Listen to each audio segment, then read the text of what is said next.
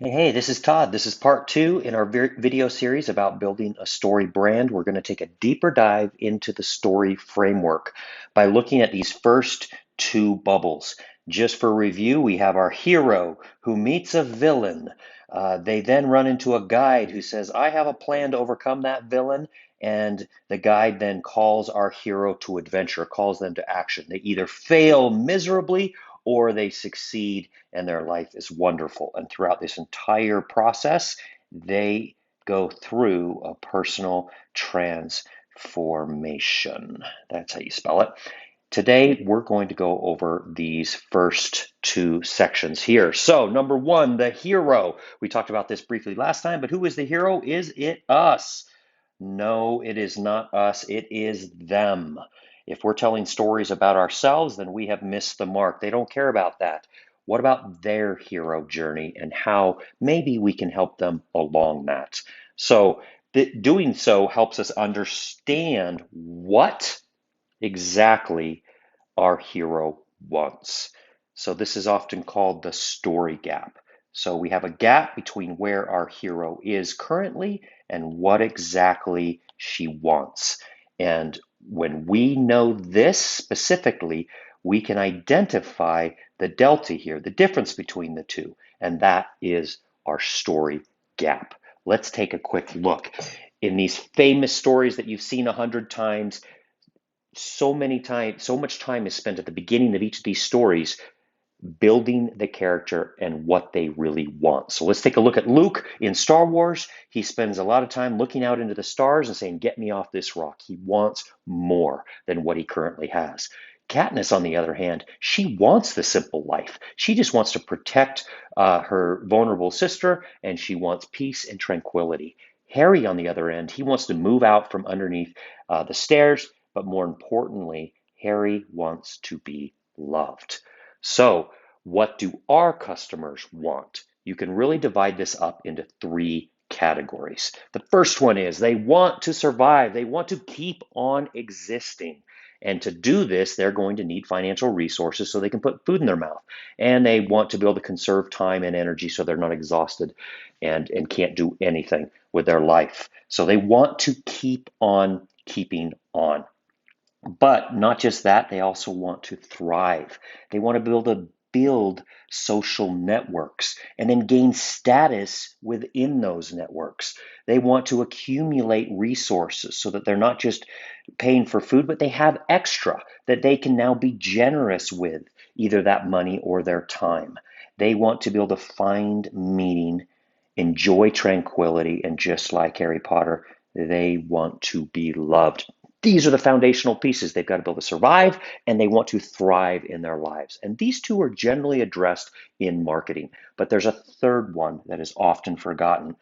Our heroes desire a transformation. They want to see that before and that after picture. They want a new version of themselves. And if they're going to engage with a company or a brand, they want that brand to help in their personal transformation. This is what's referred to as an aspirational identity. I know where I'm at. I want to be this different type of person.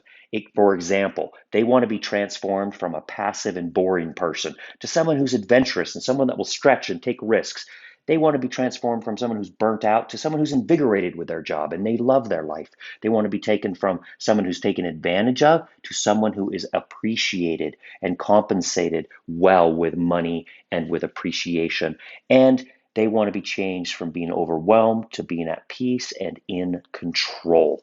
This um, transformation is what our heroes want and it's what they expect. And too often we're underselling what they can actually become with our help.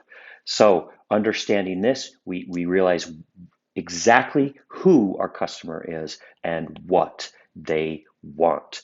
And we are then able to fill in the story gap and allow ourselves to become a part of their journey. So that is the hero. Let's talk about the dastardly villain.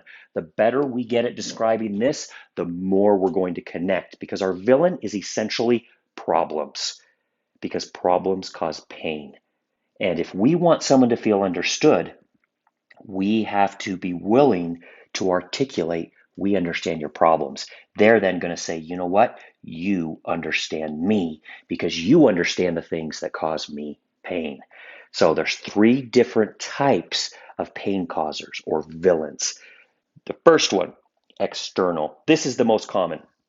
Basically, there's a problem, we have a solution. So we have the facility over here and the clinician over here, and the facility says we need to fill shifts and we need to do it fast. Great, we can do that. Clinicians might say, you know what, I need money and I need flexibility. And we say, great, we can do that. That is us solving this external problem. Nice job. The problem is there's a deeper problem. This is the second villain, the internal problem. It's the person behind the problem. If we can communicate to them and not just the problem, then they're going to be more motivated to actually act. Companies are really good at solving external problems and slaying external villains. But people respond and are more motivated when their internal problems and villains are conquered. And so we need to understand the heart of the person behind the problem. And so we can really get at the root. And this manifests itself most commonly with this phrase. It's the phrase that's going on inside the head of our customer. It's it's that little nagging voice that's saying, do I have what it takes? It manifests itself a lot with the imposter syndrome that we hear all the time, where they feel like a fraud. I'm going to be found out, that I really don't know what I'm doing and I don't have as much control as everyone thinks. And they're scared of making a mistake. And they know that they're going to be exposed and embarrassed if they already aren't. So squashing this voice in their head, that if we can address that, we're really likely to communicate and bond and connect with the people that we are reaching out to.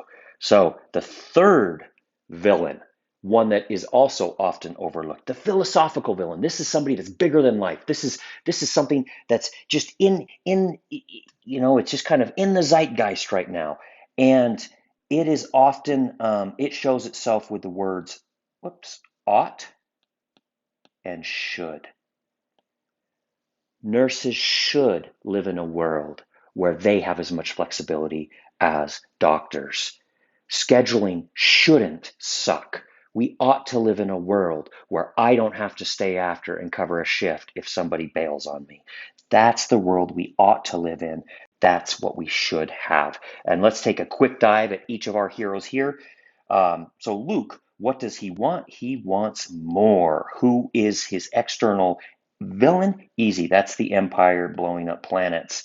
What's his internal villain? That's him saying, do I have what it takes to become a Jedi? Do I have it inside of me? And what about the philosophical? You know what? The powerful should not be attacking the vulnerable. They should not be enslaving them. What about Katniss? What does she want? She wants peace and tranquility. Who's the external villain? It is the Capitol, and they are throwing kids in and making them kill each other for their own amusement. But her internal uh, villain is this feeling, this nagging. Can I protect the ones that I love? And the philosophical villain is, you know what? We shouldn't have these haves and have-nots. We shouldn't have the strong that are enslaving the weak. This should not be how it is. Harry, on the other end, he wants to be loved. The external enemy is the one that shall not be named. His internal, though, is, can I do this? How many times do we see Harry Potter surprised? Wow, I can't believe I did that. And he surprises himself. That's him slaying his internal villain. And then the philosophical is, you know what? The friendship and childlike love should overcome um, evil and the powerful. So that's a quick glimpse into these first two pieces of the story brand framework. We have our hero, and understanding who they are, what they want, will help us to communicate with them better. And then realizing, you know what, they have sources of pain, these villains. And if we can identify the external villain, the problem that has to be solved, the internal voice that is nagging at them, and then the philosophical how things should and ought to be, if we can address these, then we are going to have a good chance at reaching and motivating our customers to take action. So we are going to break this down after we're done with these series with our brand script, where we'll outline for each one of our personas, okay, what do they want and what are the problems and things that they run into. So that is it. I hope it was helpful, and have a good one.